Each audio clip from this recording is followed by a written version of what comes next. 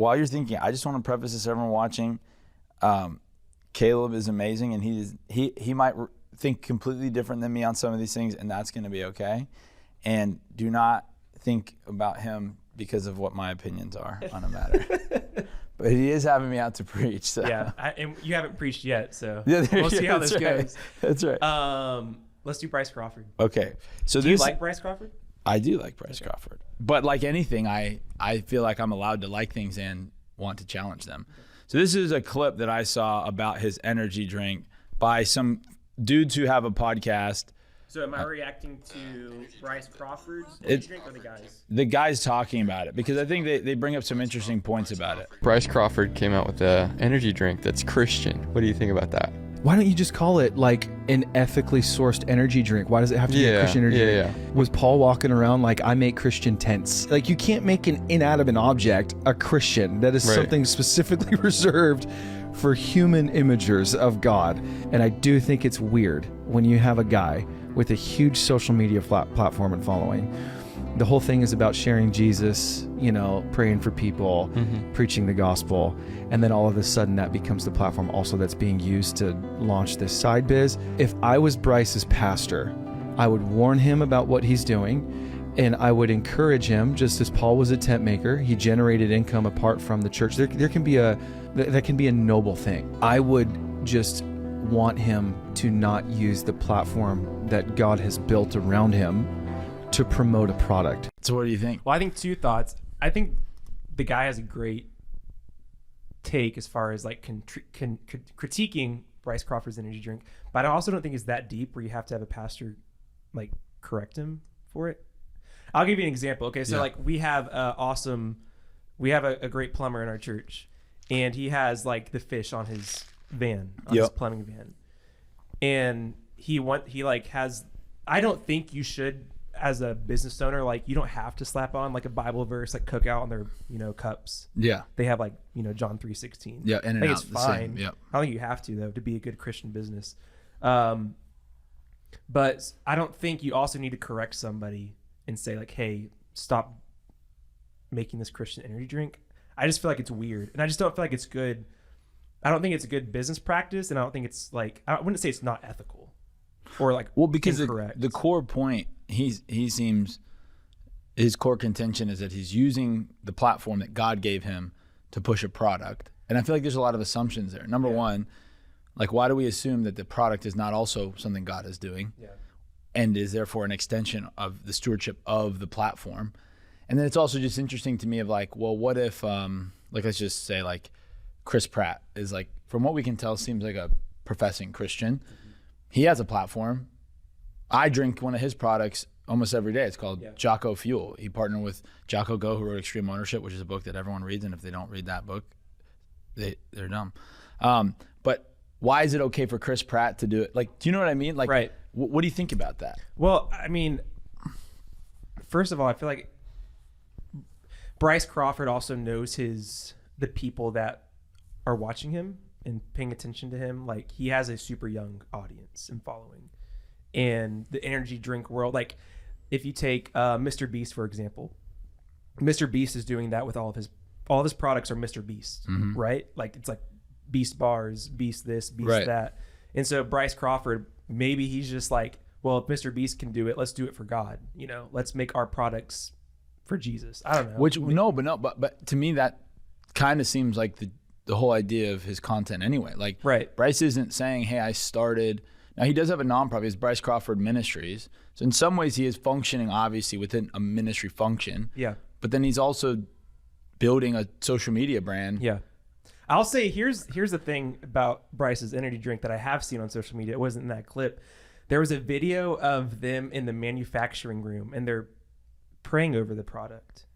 Have you seen that video? Yes. I want to hear you. I'm interested to see I think that's fine. But then there's a person taking a video of these guys praying over over this Christian product, which I think is just the goofiest thing. You know what I mean? Like it's so funny because like I know the guys who are making this energy drink. Okay. And I texted them and I was like, this is super cool.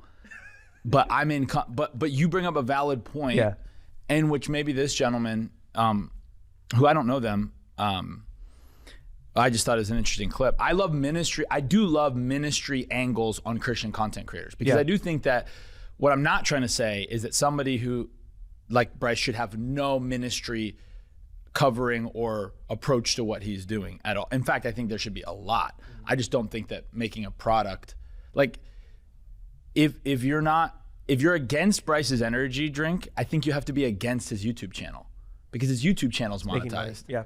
So it's like if you're against him like commoditizing the content creator part of what he does, then I feel like you have to be against the whole thing. You can't just like cherry pick the energy drink. Yeah, that's true.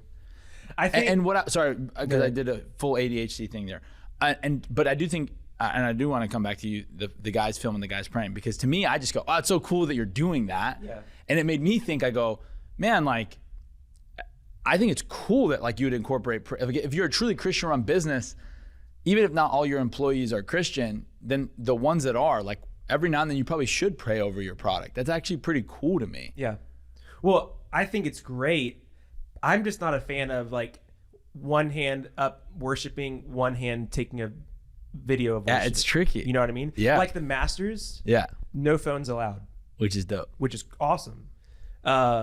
Because you're taking in the experience. That's what makes the experience so amazing. I think for us, like anytime we're doing a spiritual thing, we should hesitate to pull out our phones, especially like in a moment of prayer, like of reverence or worship or somebody's preaching.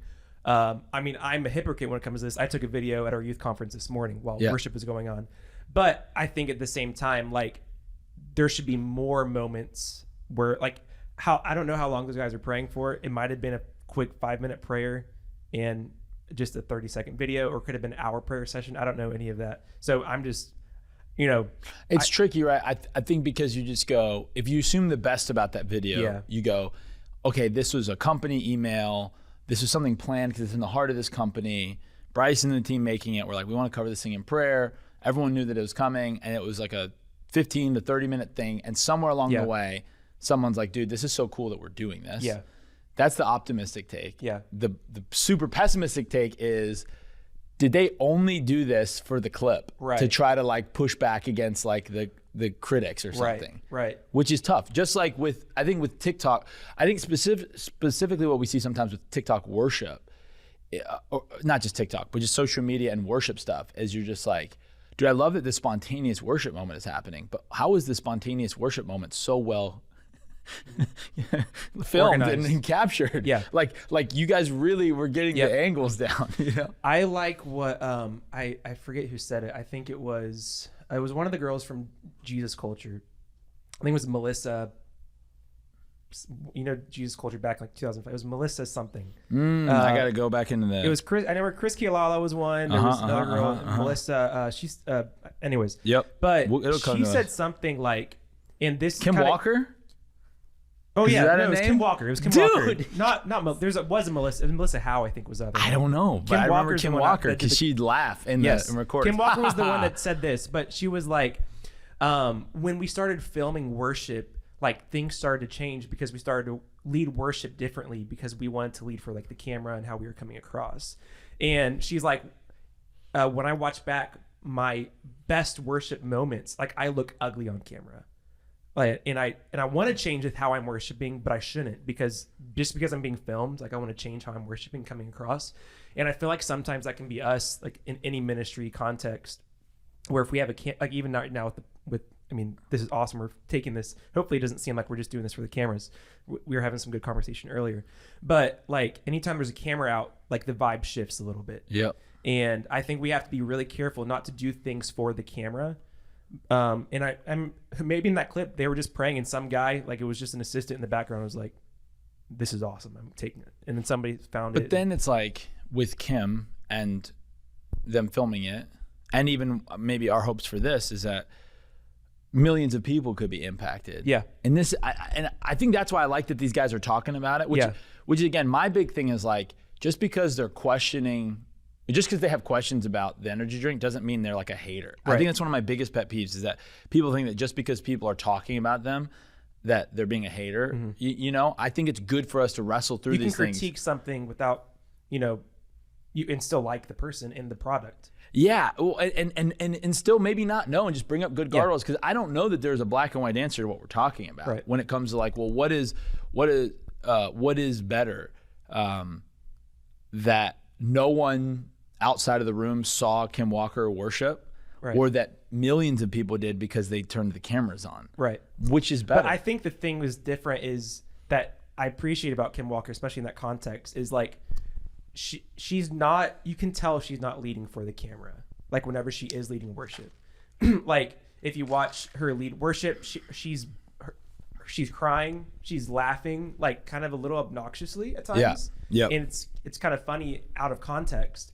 But she's not doing it for the camera. Back to the energy drink, to like the very basis of the beginning of the video. I think one thing, I don't think I said this at the beginning, but I think if I were Bryce Crawford though, I think he should just make, like if it were me, just make an energy drink, make it awesome, like the guy was saying. Like, and I think as Christians, we don't have to put the fish sticker on our product. We don't have to put the Bible verse on our product for it to be Christian. I think like if you look at old art, if you look at old churches, or like old paintings from Christian artists, they're just artists who happen to be Christian, and I feel like that should be the same thing with like products. Well, like I think the thing though is like, I don't know that I've ever heard them say it's a Christian energy drink. He called it praise, and it says on the Instagram, it says energy with a higher purpose. And maybe it's just been marketed through other people, like it's got a cross, and so again, obviously he's associating it to Jesus, but like if we're going down, like it says, founded by Bryce Crawford, praise was created out of a calling to build something bigger than a beverage. Founded and led by Bryce Crawford, a Christian storyteller with a global audience, praise exists at the intersection of faith, culture, and everyday performance. Like it's creator led. Like there's this whole thing about how it's like clean and nutritious, and like how we stack up against other brands. I mean, and it's a lion wearing "I love Jesus," you know. So again, I'm not trying to like shill in the other direction, but I do think that at least he seems, and his team seem to at least be like, hey, we're not like full just being like, God, that's a Christian energy drink. Yeah, I think it's an easy take to just dismiss the product because it comes off a little corny. But no, totally. And but in that, like seeing the lion with the "I love Jesus," like we have stuff like that at our conference this weekend with like 6th graders wearing that, that's who he's marketing towards. Right. Which is why I think initially they got the other part of the controversy was that it was initially only an energy drink. So they're like, why are you marketing hyper caffeine to kids? But then they switched it to electrolytes. Oh, so it's not even an energy drink anymore? I think they'll eventually come out with an energy drink, but their first product is a hydration, is like electrolytes. Okay. But it's like, okay, but to me, in the real world, like if it was up to John Rush, we wouldn't even have social media. And we would all go to church with monks. And we would all just look at like ancient cave paintings and Victorian paintings, and we would all just like recite poems. Like would you not have like musical worship? No, music too. Okay, I just mean analog. Like I'm like, dude, are you anti like click and tracks in worship? Do you want it to be like acoustic guitar and like just voices? I'm saying if we talk about the most idealist viewpoint of me, because I don't disagree with you. I'm just wondering if you don't like anything modern when it comes to the church. I like all the modern stuff to the degree that this is the world we live in. For me to ignore social media, for me to ignore click tracks, for me to ignore that these are parts of the world we live in, I think would just be very out of touch as a pastor. And so to me, I just go, we can't say on one hand that we want our kids to have better Christian role models, and we don't want our kids to be influenced by MrBeast or, you know, all these other streamers. We can't like on one hand be like, we need revival in America and we need better influencers. And then when one of them comes out here and is like doing the thing, we're just like, I don't know about that. I'm like, well, which is it? Right. Because if your kid, so you would rather Bryce Crawford not make more money. You would rather not you, but you know, like logically it's like, you want him to be smaller so that MrBeast can be bigger? Right. And so to me, that just goes, if you don't like his energy drink, the worldview I think that you're actually saying as a Christian is you just don't like Christians on social media. Because Christians on social media is inherently self-promoting. It's inherently productized. It's inherently monetized. Right. Like these are all elements to it. And there's more and less cringe ways to do it. But no matter what, if Kim Walker took her most raw video and you put it up on YouTube right now, that sucker would make some money. Yeah. And what's she gonna do? Not take the money and let Google keep it? So it's better that people go buy Monster instead of to a Christian-backed company. Yeah. These are just the things that go through my head. I get it. But I guess the point too is like, is Bryce promoting where the money's going? Is it all like, I don't care who has, I do want more Christians to have more resources to build the kingdom. Is Bryce's energy, I don't need to know Bryce's financial state, but are the resources of this energy drink going to build, is that in the product anywhere? Well, not that I know of. I would assume that it's going to go to do the work that he's doing online. But I think your question, to me, that's a better question. Yeah. And I think that those guys were saying some of that stuff. Like I do think that it is incumbent upon you that if you're going to take a more ministry angled approach to business, which his content and now his energy drink do, I do think that you need to like accept the fact that people might want a bit more accountability. Yeah. And so I'm with you in that. I'm like, dude, yeah, let's do it. Like this is something that it might be out by the time we talked about it, but we've been filming a lot of content with like Convoy of Hope. Because one of the questions I keep asking is like, in this whole Gen Z revival we're seeing in America, I don't think that charity, benevolence, caring for the poor, like certainly like even in like, you know, a lot of the political conversations in our country right now. Oh, I gotta sneeze. I think people are getting very caught up in these high level issues while maybe not addressing the individual needs of people in their community. And so to me, I just go, as it relates to Bryce and other Christian content creators, I go, yeah, dude, you better not be outgiven by MrBeast. Yeah. Now, if like per capita, like MrBeast is the biggest YouTube channel there's ever been. Yeah. He's also given away so much. Yeah, so we shouldn't be outdone by that guy. I want to see more of that from like Christians. I like for every kid, like to me, this is what if I was pastoring somebody that right now was saying, I want to start a living room worship night, you know, or worship night, you know, like me and my friends at the beach, you know, like this very common, or a prayer room, you know, I think that is sick. But I dare you once a month to go volunteer at like a food like pantry. Yep. Like, because to me, I think we've got to be careful that even things like revival and God's presence don't become this thing that we're doing because it's fun and it's comfortable. I 100% agree. I think have you read, is it Brother Lawrence or Practicing the Presence of God? Yes, Practicing the Presence of God. That's what that's all about. Yeah. Like he prayed all the time, but he prayed as he did things. Yeah. He was like a monk, but he didn't just sit there. He was in the kitchen. He was like working. He was doing things for the whatever it was, the Abbey or whatever. And but he was practicing the presence of God where he went. And I feel like what I noticed in revival culture is right along with that is, especially in sometimes with people that are really hungry for God's presence, they'll be, you know, sitting there in a moment and just service will be done. They'll still be worshiping, which is amazing. And I think, you know, we should be pursuing God's presence, you know, more than anything else. But when there's a need in the room and it's being ignored and you're just stuck in your moment, I think that's where it kind of can become a problem. Like when there's somebody in the corner sitting by themselves, like for a youth ministry example, if there's kids up at the front and they're pursuing God and stuck in a moment of worship, but there's a kid on the back row sitting by themselves and nobody's talking to them, and like they need prayer and nobody's asked, hey, how are you? Are you okay? Like, do you need prayer? They're ignoring that need in the moment. To me, that is the biggest need in the room, not seeking after God, but doing God's will in that moment. And I think the same thing is true in what you're talking about. Yeah. And I you know, I want to have time to show you to talk about this other thing. I think, you know, his comment about, you know, Paul wasn't going around making Christian tents. I think that's a pretty like, it's a kind of a complex answer because people would have known that they would have known he was a Christian. Mm-hmm. There's actually so few Christians, just period, on earth.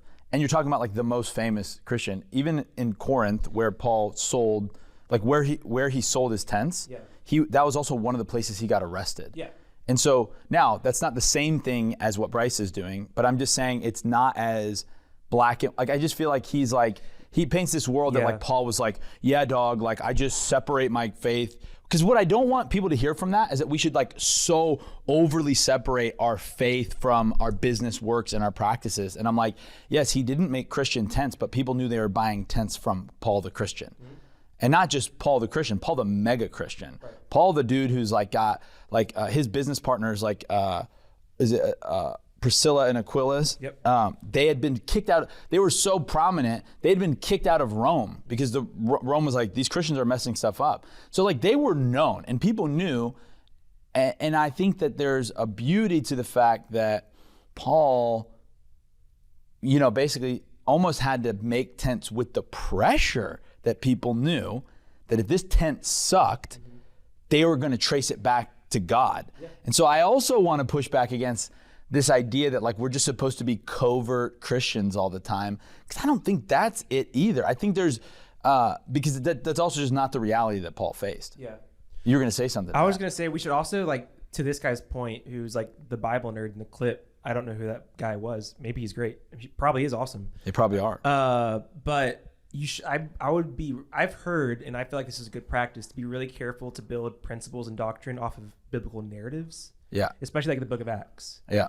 Like when it comes to like, we should model our life after Jesus. We should model our life after Paul and these people. But like to say something is like there's so many different examples you could use to go either direction in that take. You know what I mean? Totally. And I think that the other thing is when you open up the Paul can of worms is that like at that time, and honestly for the first few hundred years of the church, there was a very real pressure, and you see Paul talk about this a lot, to not make it seem like pastors weren't willing to work with their hands to support themselves. Yeah. And there's even this idea that it was like, I can't remember the exact days, but it was like if a minister stayed 2 to 3 days and expected to be taken care of, that would be one of the ways you found out that they were like a fake apostle. Right. That was actually one of the things. I don't remember the Latin for it, but they call them like Christ mongers or something like that. And even there is even like non-Christian like satirical like writers that would like make fun of basically even by like 130 AD there was already like non-Christian writers being like, yeah, all you got to do to make some money is be a Christian around dumb people, you know? And so Paul that's why Paul talks about, I work with my hands, I support myself, you know, like Paul was very careful to do that. So the interesting thing about this pastor invoking Paul is that potentially if you go by that literal narrative thing, then that might seem that pastors getting a salary is also wrong. Right. Because technically by Paul's standards, that might be. There are some people that go that extreme. Like, have you seen the religion business guys? Boo. Like, yeah. I don't even want to open that can of worms, but yeah. But so, in there, well, Tucker Carlson just had them on, which is like, so it is funny as pastors, we have like, there's so many cans of worms I don't want to go down. Yeah. But we must. And because millions of people at our church are seeing exposed. It. Yeah, 100%. We were in Spokane, Washington last week, and we were at a diner on Sunday, which normally every Sunday we're at church. So this was like a rare, and then after church we're passed out, you know. It was just a rare moment of like, we're at a diner post-church. And so I got to sit right up against people having their post-church conversation. These are like good church-going people. I don't know them. But the things they were talking about was so wild. They're talking about all the energy chakra stuff they learned on Rogan and how truth is relative. And this one pastor down the road takes a men's retreat and he purposely doesn't use the Bible because he thinks that all truth belongs to God. And so it's actually more of a statement of God's divinity if you can show that via like Plato and Socrates or, you know, whatever. And I'm like, dude, these are what the people in our churches are thinking about. Yeah. Probably more than ever because of the internet. Absolutely. So I feel like we have to talk about it. Yeah, that's true. That's true. And so anyway, I mean, I'll end that point because I want to show you this Fortnite stuff. And we got church tonight. But ultimately, not that it's perfect or that any of them are perfect or that there's not ones that do it really wrong. But in general, I'm like, yeah, I'm gonna buy Praise Energy. Yeah. I'm gonna buy it because like right now, my 7-year-old, because of just the world and like just what media is available. Like we have a pretty guarded media regiment. She doesn't have a phone, like nothing like that. and she already thinks Taylor Swift and Hannah Montana are cool. I have a Gen Alpha 7-year-old girl who's just like Hannah Montana. And so we had to like we hard rebuked her on Taylor Swift. Not that she can't listen to it, but I just told her what it is. I'm just like, that. She's not a Christian, right? And she goes, what do you mean? She says she loves Jesus. And I said, what is that what God asks us to do? Is just to love Jesus, or is it to follow the commands? And so now now she has this language where like if we listen to Shake It Off, it's with the understanding that like Taylor Swift is not a person we're gonna model our whole lives after as a Christian. We're having to now that Hannah Montana is new in her life, we're having to do that, not because, but I'm trying to do it in a way that doesn't demonize like Hannah Montana either, but is upfront with her. So all that being said, I'm just like, heck yeah, I want people like Bryce out there in the ecosystem so that my kids see it. I'd rather, it's somehow more noble to buy Feastables than it is to buy Praise energy drink. Yeah. I don't understand how someone can make that case. The biggest, I mean, this is super vast, big picture, but this is all part of like, you wouldn't have this in a non-capitalist culture. Yeah. This is a super capitalist thing, which isn't a bad thing or a good thing. It's just a thing. Yeah. Because for me, when I'm making a decision on what I'm going to do, what music I'm going to listen to, what energy drink I'm going to buy, what restaurant I'm going to go to, I'm not going to ask, hey, is this Christian or not? I'm just like, do I enjoy this? Yeah. Like, I enjoy Chick-fil-A. They happen to be, somewhat Christian business, but like, that doesn't mean I'm eating there because it's Christian. Right. I like their chicken sandwich. Yep. Same thing. Like if Bryce Crawford had the best energy drink on the market, which I hope he would, since he is a Christian and representing it, I would drink it. But if it's the worst, if it's not good, then I'm still going to drink Monster. And that's actually a good point. I'm glad you said that. I would, my knee jerk is going to be to support it. I'm going to try it. But if the customer journey is bad, from the delivering to the purchasing to the taste of it or to the ingredients, then I would actually have to then almost maybe do the opposite and be like, hey guys, come on, step it up. Yeah. One of my best consumer experiences as a Christian in the last forever was the new animated David movie. I took my kids, everyone should see it. Like, again, I grew up in like the peak cringe age of Christian movies. Like most Christian movies are just hot garbage, and we know this. And I took my kids to this movie mostly just because it's like, I took our two oldest. Our daughter was 6 and our other daughter was 3. Our son, he's seen it now that he's 2. And he's obsessed with it. And I'm watching it, I'm crying in the theater. It's excellent, dude. And it's like flying over here, we were on one of the legs of our flight, we're on American. It's on the American in-flight thing. And I'm like, dude, it is excellent. It's excellent art. It's like faithful to the text. It takes the right amount of liberties without being like getting into any weird like doctrinal. And so I'm glad you said that, because I left that movie crying and proud to be a Christian. Whereas many times before I've engaged with a Christian product in the world and been like, dude, this is embarrassing. And so I do think that's right. I think that there's a higher standard for Bryce. So these guys bringing this conversation up, because I think we should be able to talk about each other as Christians charitably, but with discernment, I think we should try to assume the best, which I think these guys were doing with Bryce. And I think that these are things we're going to have to continue to wrestle with. Oh, let me just give you one more thing on this, the prayer, when to record stuff. It reminds me of when in the Mount of Transfiguration, there's a specific moment that's happening.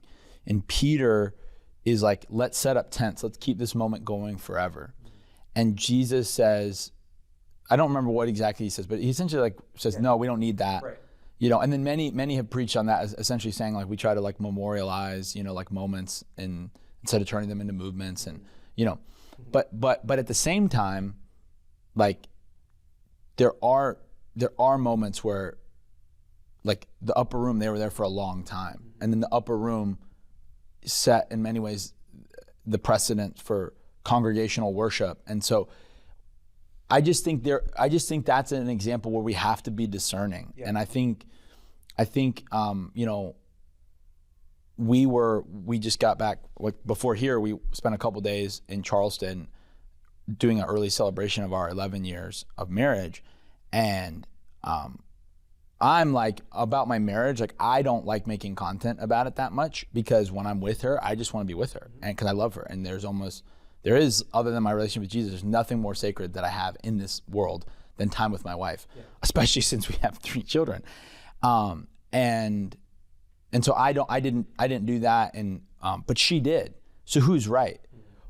I don't know. I think both of us, because for her it didn't take her out of the moment, and she's modeling to hundreds of people what you should be able to look forward to, not only in a Christian marriage, but in Christian, like raising your kids, and like, hey, we can still passionately love each other, and we can get a little bit spicy, you know?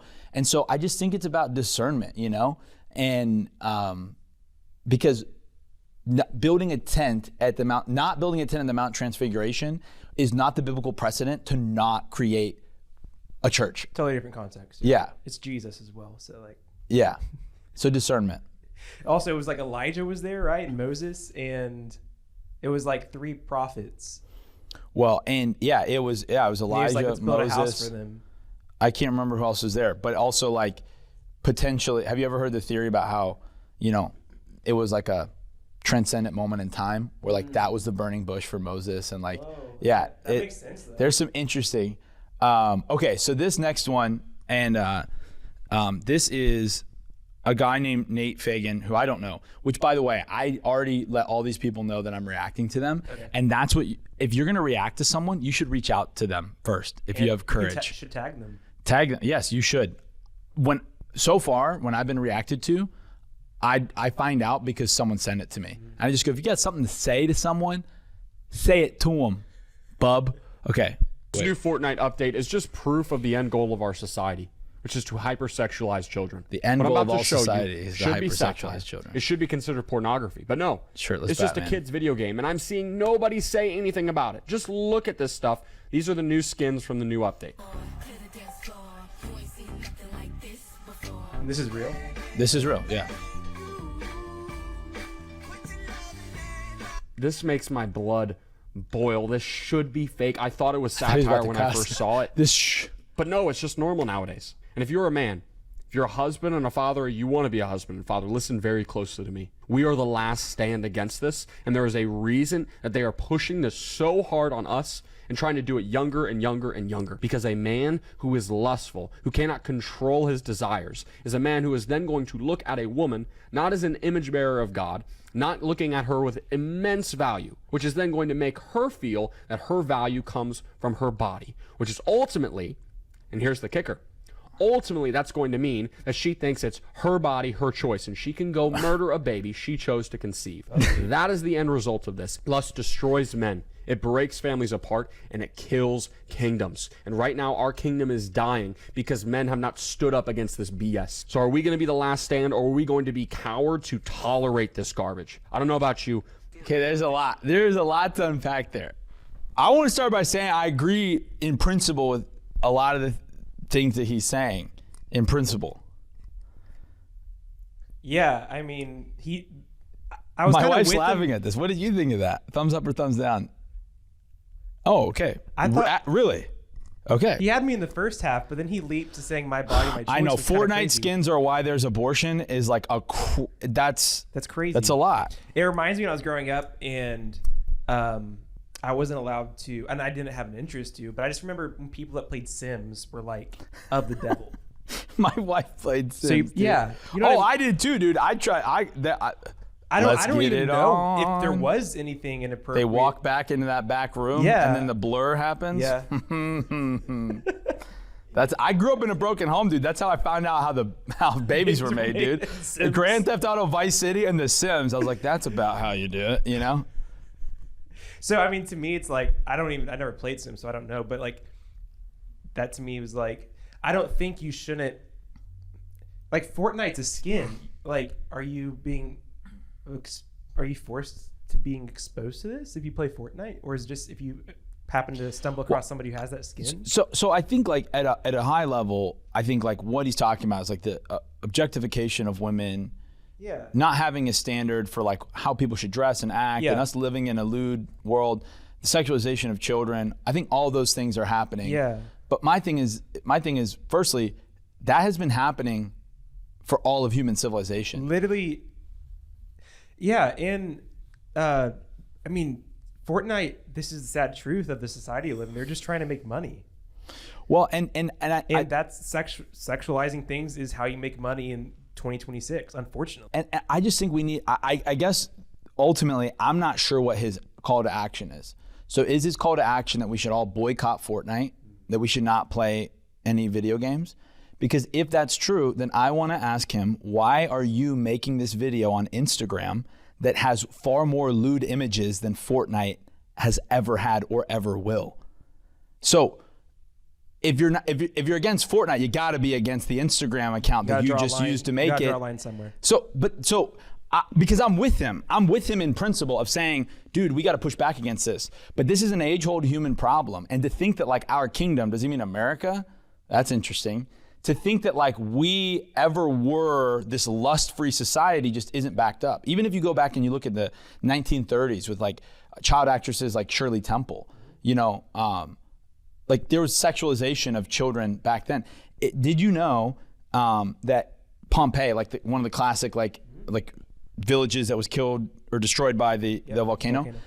There were such graphic sexual images found on their architecture. I mean, like crazy stuff. You can't even like look up on Google because it's so overtly sexual. Yeah. Thessalonica, like when you're reading 1st and 2nd Thessalonians, like a lot of the themes that are being talked about there are like about standing out against culture and doing business and doing life differently there, because it's a very sexualized, like they had like an economy that was like basically built on like sexual favors. Yeah. And so I'm just saying, I'm like, dude, I'm with you. We live in a sexualized place, but like the answer is delete Fortnite. Yeah.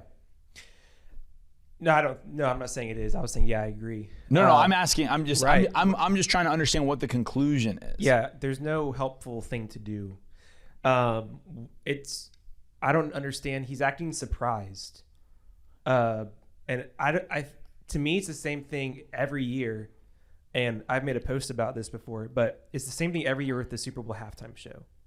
We act surprised every year that one of the most watched events is going to be the most controversial and probably one of the somewhat sexualized things of the year that is exposed to everybody. I'm like, the NFL is a secular business trying to make money and get eyes on the screen. Yeah. They don't care how they get eyes on the screen, but if they can get you to get your eye on the screen, that's their goal. Right. Same thing with any other thing nowadays. So I don't think we should be surprised when we see something. We should be concerned, like as Christians, at how sexualized our society is, but it hasn't become sexualized, like you were saying. Yeah. If anything, it's gotten better. Like if you look at Greek literature before like Christianity took over the world, and Roman culture, like you were saying, awful. Like it was normal for you just to like. I read in some history book, like it was normal for you just if you were a guy and you had a prestige over somebody, just to make them, you were allowed to do sexual acts on them. Yeah. If you're like, they were your student or whatever. And that was normal. Not only would you like not get arrested for it, that was like the people in government were doing that. You know what I mean? So yeah, and I just think like, again, it kind of goes in the same line with what we were saying about Bryce Crawford and his energy drink. That how can you be anti-Fortnite but pro-Instagram? Because that logic doesn't add up to me. Because there is no way to have a Christian Instagram. But there is a way to live life in such a way that you're not following, liking, commenting, or dwelling on the aspects of Instagram that are vile and gross. And so are we trying to teach kids by saying get off of Fortnite because there's some skins? Fortnite's been like this. They've been putting Sabrina Carpenter and nasty skins and like but you know what? It's also happened. Lecrae's dropped several songs in Fortnite. And I know content creators that reach hundreds of thousands of people with Jesus by showing up in that space. And I think that the thing that we've got to figure out is that, and I want to hear what you have to think about this as a pastor, social media and video games are a type of media that is a lot more complex than music and movies. Music and movies are like static pieces of things to enjoy. Same with a book. You do it or you don't. But video games, like social media, are essentially part of this meta economy, and they are more places people go than just things people watch. And so in the same way that we need to prepare our students to go one day, or our children one day, to go to a college campus. When you go to a college campus, no matter how good you raise your kid, they are going to be solicited for all sorts of vile manners. So does that mean don't go to college?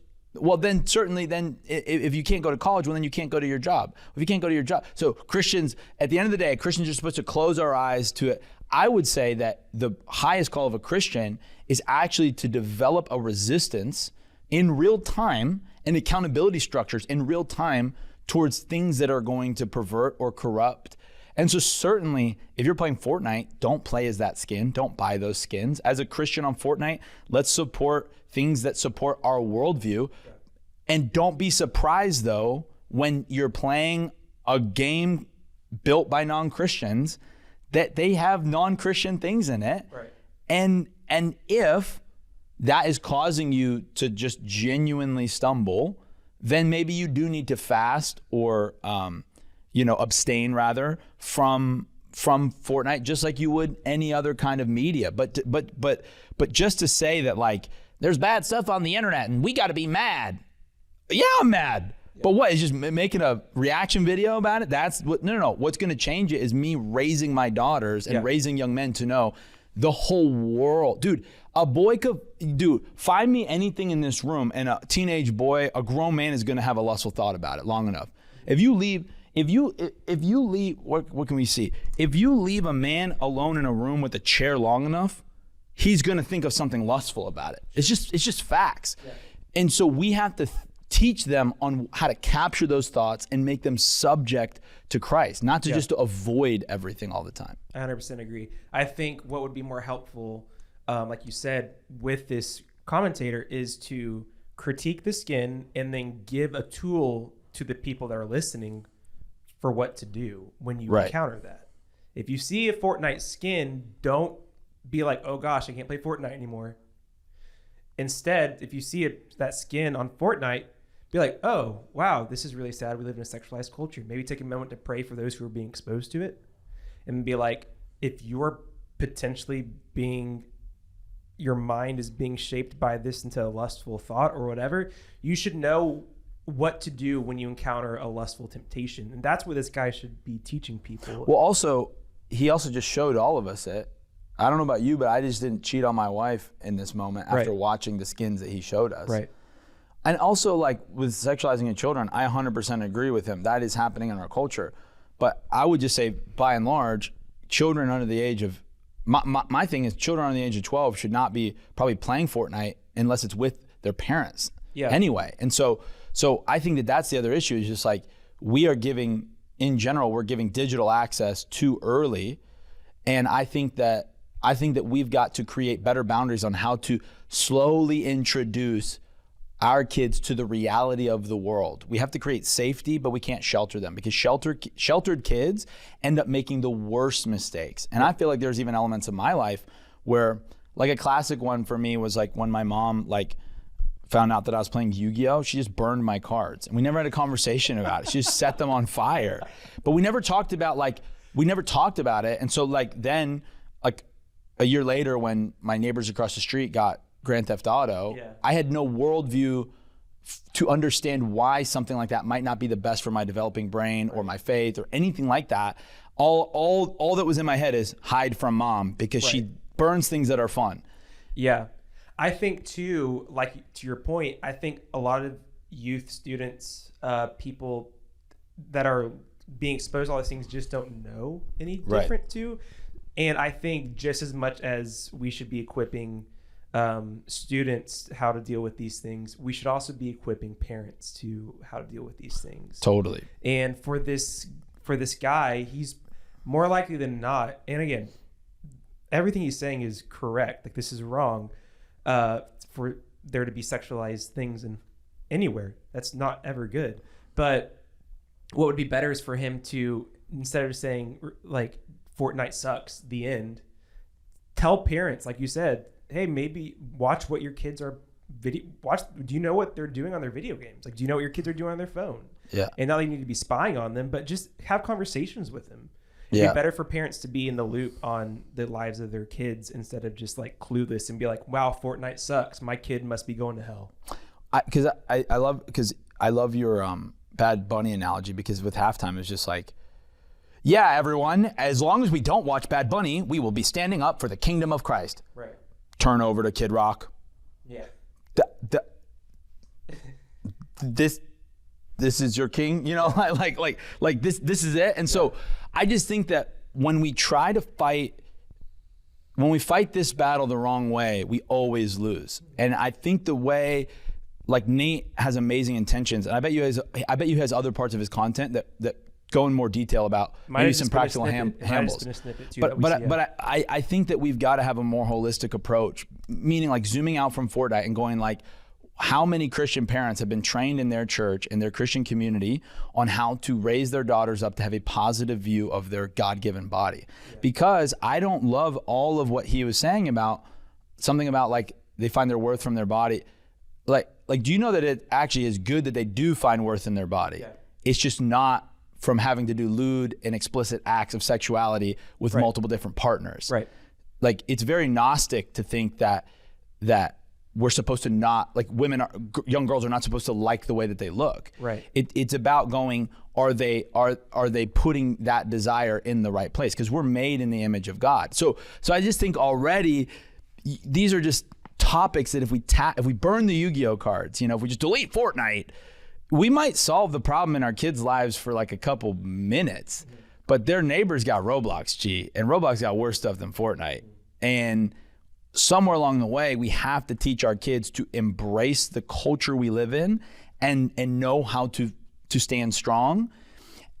And part of that might lead to some that just actually realize that from a place of conviction, they'll delete Fortnite. Yeah. You know, like, that's me in most secular music. I don't listen to non-Christian music that much. Really? Not like, just because most days I don't have enough time or energy to have anything other than like clinging onto the promises of God. But I don't judge someone who does. That's a conviction for right now.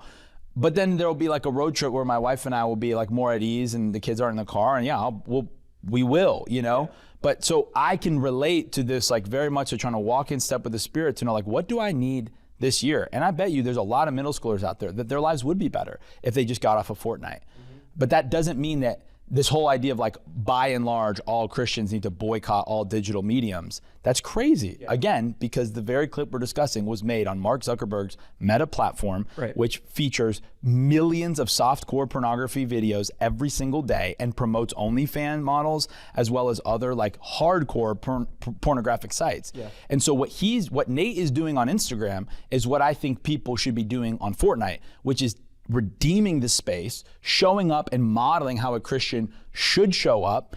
And despite the dangers of being on that platform, we need to bring the light of Jesus. And there are many millions of Christians that should just delete Instagram because it's a net negative in their life. That's good too. But I'm thankful for people like Nate that are showing up saying, no, dude, we're going to hold space for the kingdom on Instagram. And we're not just going to delete it because it has bad stuff on there. Because trust me, Instagram has far worse stuff on it than Fortnite does. Yeah. I think we should focus, when we encounter things like this, is we should focus on critiquing culture and not correcting culture. We'll never be able to correct culture. God's going to correct culture one day when he comes back. We can critique it and learn how to live in it, but we're never going to be able to correct it. And I feel like that's what boycott culture is. It's like, I am correcting this by taking it away, trying to take it away from the earth. And God eventually is going to make the earth perfect. And we're trying to build his kingdom, but we can't perfect the earth. Yeah, and I haven't seen the movie yet, and I'll end with talking about this, if for no other reason than this will be like some bona fide rage bait about what I'm about to say. But I think it's like maybe sanctified rage bait.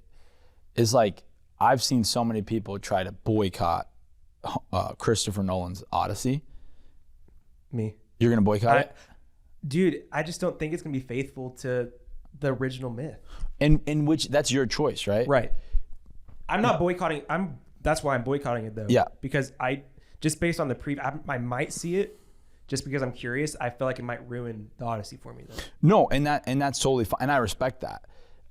The reality is, though, is that despite this boycott, millions of people are going to see it. Yeah. And so far, it's probably going to be the biggest movie of the year. And so far, people really like it. And so, like, I don't think you're boycotting it for like Christian moral grounds, you know. Like, for instance, like I boycott Star Wars episodes 8 and 9. Like, I think that Kathleen Kennedy is 100%. The worst thing that's ever happened to Star Wars. I thought 8 actually had a good direction. I thought 9 is where it went. We could do a whole podcast on this, but because I'm seeing red right now. I feel like 8 cleaned up what 7 started. Oh my God. Okay. Well, that's your prerogative. I think it's just and I would like to hear your closing thoughts on this, just because you brought up boycotting. I just don't know that boycotting's ever changed the world. I think that what's changed the world is people getting in there and dismantling it from within and creating better alternatives. I mean, MrBeast is a great example. I think his chocolate brand is on track to be like the second largest chocolate brand in the world because he just made good chocolate. He just got in there. He just did a thing. Yeah. And I think sometimes Christians, we wring our hands and we just whine. And so it's either, to me, I'm just like, hey, Christians, go make a better video game, or let's go redeem the space, because boycotting doesn't work. Yeah. And the irony of the full circle of this conversation of saying, like, people don't want Bryce Crawford to make a Christian energy drink, but they would want someone to make a Christian video game. Make it make sense. Right. And so I just think, I'd like your final comments on that as it relates to boycotting as a strategy. I just don't know that boycotting ever works. I don't think it does. And I think people think it does. I think what people are doing, I think they have good intentions when they boycott something. I think in their mind, they're flipping the tables like Jesus did when he flipped tables, people making money in the temple. I think it's what people are thinking they're doing when they're boycotting. But what they're actually doing is saying to non-Christians is that I'm weak and I can't handle what culture is exposing me to, in my opinion. That's well said. I remember we would boycott Dairy Queen growing up because it supported abortion. But clearly we didn't make any dent in that issue. The way I want to raise my kids is not boycotting ice cream companies that give money to pro-choice organizations. I would hope that we serve young women, expecting mothers. Yeah. I hope we serve them in such a way that we're doing something about it. We're not boycott. I think boycotting is the easy way out. Yeah. It's making yourself think you're actually accomplishing something. And that's not to say that there's a difference between, like I had just mentioned, personal, like abstaining from something from a personal conviction. I don't think that's about boycotting. That's about protecting your soul and listening to the Holy Spirit. But this cultural corporate idea that if we all just boycott something, again, the Super Bowl, we're gonna boycott the Super Bowl, dude. That Bad Bunny, that was they did numbers, dude. I thought it was great. Freaking did numbers. I didn't understand it, and most people didn't. I don't speak fluent Spanish, but I thought it was great. And it wasn't. There was like a few moments where I was like crossing a little line of like, this is a little bit sexualized, but for the most part, that's Puerto Rican culture. And to Puerto Ricans, I don't think that's overly sexual. Maybe it is. I don't know. I just know that it's the halftime show. The halftime show has never claimed to be a Christian event. Yeah, it's not a Forrest Frank concert. And I think when we boycott things, we end up with less good alternatives, like the Kid Rock halftime show. And I think instead we should try more so to just win. Yeah. And just dominate, You also, when you start boycotting something, it's really funny. It's hard to keep up. Like Target, like super hardcore conservatives are boycotting Target a few years ago because of the Pride stuff in June. Yeah. Which is like, okay, just fine. Now the left is boycotting Target, I think. Yeah, because of DEI. They rolled back their DEI programs. So like, it's like boycotts go both ways. It's like, who's Target for now? Like, I don't even know who shops. Like, I didn't stop shopping at Target this whole time. I've gone to Target. I like Target. It's a good store. And I know that boycotting, and I'm not as informed on it, I know that boycotting was a piece of the strategy of the civil rights movement. And I think that in certain microeconomies, it seemed to have, at that time, it seemed to have moved the needle. Yeah. And so I'm not, We've maybe changed, though, so much culturally. Yeah. I guess if I had to choose between not, like boycotting something and just building something better, I think Christians are called to build something better and redeem it. And so if there's a lot of sin on Fortnite, there's a lot of sin in the world. Yeah. So let's go bring some Christian content creators in there. Let's educate parents on how to help kids not go on technology too soon, and let's raise up a generation of kids who can look at a shirtless Batman and not start lusting after it. Like, are we kidding? Like, if the youth of our churches see that stuff happening in Fortnite and they just fall, their whole sexual identity falls apart, then we haven't catechized them, we haven't formed them, we haven't discipled them, we haven't raised them well in the first place. They won't be able to go anywhere. Yeah, real men raise kids who can handle playing Fortnite, because real men raise kids who can handle going out in the real world. So, we got to do church, huh? Yeah, what time? Service, it's 5:26. Yeah. Oh, that's fine. We just pushed the countdown back for a podcast. Go. Thank you, Pastor Caleb. Thank you, John. Shout out to YTHCON Generational Revival. Here we go. Thanks for being on here. Use your first ever podcast appearance. My first ever. Okay, actually, I did say that, but I forgot I have been on a PK podcast before. Okay, this is your second podcast. That was like 4 years I'm ago. honored. Thanks for having us. We're preaching youth conference tonight. Yes. Sunday services tomorrow. Yes. You're the best. And everyone that we talked about, we love you. Come on the show.